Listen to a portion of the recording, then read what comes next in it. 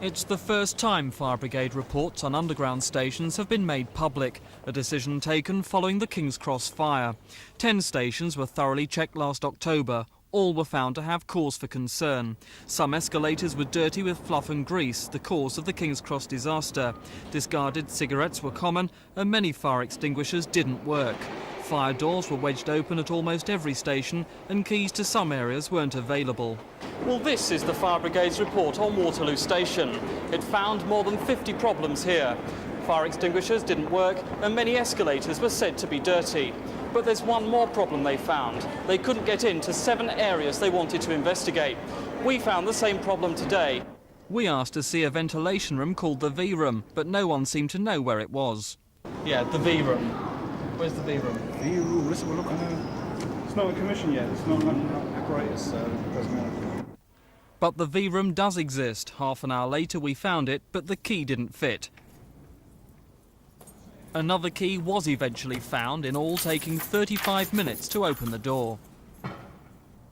The Underground say they've now put right all the fire brigade's criticisms. At Waterloo today we found the station clean and all firefighting equipment in working order.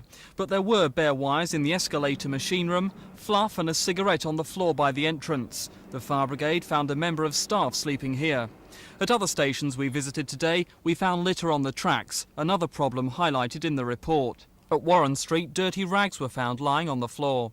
And bins lined with plastic bags are in use at many stations. At Waterloo, the fire brigade have ordered their removal because they can easily ignite.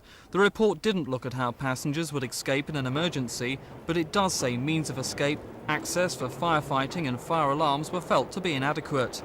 London Underground say many improvements have been made since the reports were compiled, but admit there are still problems.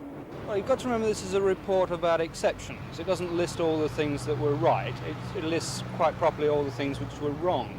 How safe are people travelling on your underground system? The Underground is the safest form of public transport in the UK, has been since the Second World War.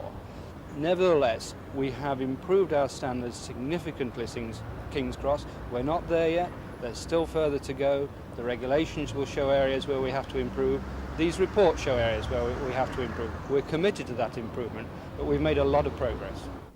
It's clear the Underground have made major fire safety improvements since King's Cross. It's also clear more needs to be done. The Underground promise it will. This is Mike Pearce on the Underground for Thames News.